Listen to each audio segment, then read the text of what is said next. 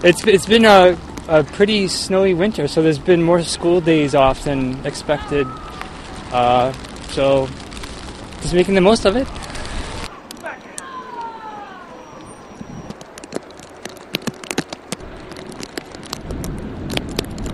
I'm stranded, trying to get home from work.